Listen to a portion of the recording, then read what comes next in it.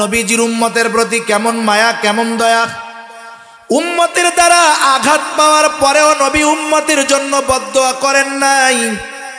যখন মক্কার মানুষেরা নবীজির কথা মানে না, ঈমান আনে না, নবীজি চলে গেছেন তায়েফ। তায়েফে যাবার পর তায়েফের মানুষও নবীজির কথা মানে না। দলে দলে বড় বড় ধারালো পাথর নবীজির গায়ে আঘাত করতেছে। পাথরের আঘাত এতটা জটিল ছিল, আয়েশা সিদ্দিকা রাদিয়াল্লাহু তাআলা আনহা একদিন নবীজির গায়ে দেখতে পাইলেন দাগ। জিজ্ঞাসা করতেছে, ইয়া রাসূলুল্লাহ, আপনার কি কখনো বসন্ত হয়েছিল নাকি? নবীজি বলেন, না আয়েশা, আমার কখনো তো বসন্ত হয় নাই। তাহলে ইয়া রাসূলুল্লাহ, পিঠের মধ্যে এই দাগগুলো কিসের?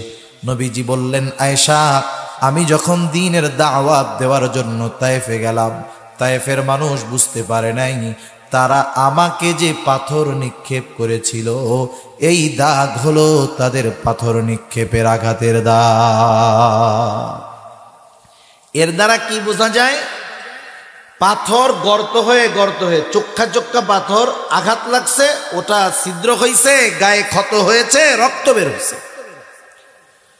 হযরত যায়েদ রাদিয়াল্লাহু তাআলা আনহু একা ঠেকায় পারেন না, দলে দলে পাথর মারে, নবীজি পথ চলে আর পড়ে যায়। আবার উঠে বলে, বলো লা ইলাহা ইল্লাল্লাহ তুফলিহু।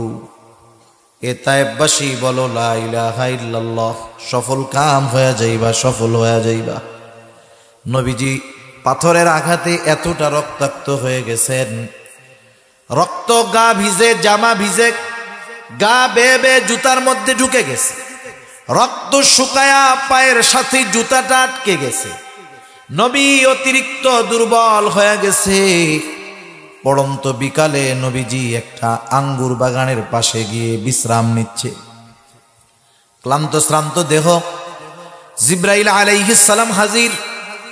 এসে বলে, ইয়া রাসূলুল্লাহ, এই কওম আপনার সাথে কেমন আচরণ করেছে আল্লাহ তাআলা সব কিছু দেখছেন। আজকে আমি একা আসি নাই, আমার সাথে নতুন একজনকে নিয়ে আসছি, যে ইতিপূর্বে কখনো আপনার কাছে আসে নাই। নবীজি বলেন, এইবার ওই ফেরেশতা এসে আমাকে সালাম দিল।